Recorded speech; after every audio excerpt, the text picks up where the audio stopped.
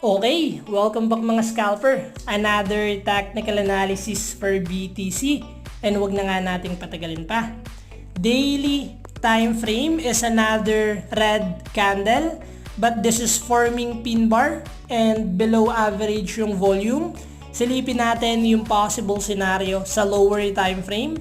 So kung makikita natin na break niya na yung trendline resistance natin, nagkakaroon tayo ng sign of weakness sa selling pressure, and kung makikita natin sa 1 hour, BTC is creating first low, higher low, trying to gain momentum sa uptrend sa lower time frame.